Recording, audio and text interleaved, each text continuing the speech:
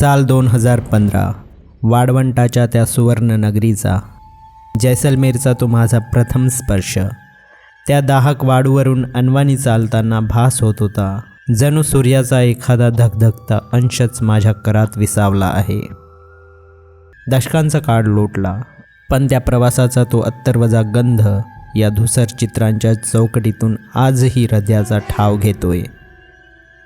कुलधारा, शतकानशतके निबिड शांततेचे पांघरून ओढून निद्राधीन झालेले एक प्राचीन गाव. या निशब्दतेची ही एक प्रगल्भ भाषा आहे.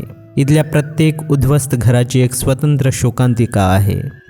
कोणी तृष्णेने होर पडून निमाले, तर कोणी स्वकीयांच्या विरहाने पाषाण झाले. भानगड आणि कुलधारा तर केवळ इतिहासाच्या महाग्रंथाची देखणी मुखपृष्ठे आहेत. मूळ गाथा तर त्या पानांमध्ये दडलेली आहे, जी वाळूच्या वादळात कुठेतरी विस्मृतीत गेली आहे. मातीच्या या घरांच्या रांगा पहा, ज्यांची छपरे काळाच्या पडद्याआड गेली आहेत, आणि या भग्न भिंती एखाद्या पराभूत योद्ध्याच्या अस्थिपिंजरांसारख्या उभ्या आहेत. इथे कोणतेही अतृप्त आत्मे संचार करत नाहीत, तर केवळ काही चिरंतर स्मृती काळाच्या हिंदोड्यांवर झुलत आहेत. इथे भयावह असे काहीच नाही आहे, ते केवळ एक विषिन्न भूतकाळाचे भव्य दर्शन.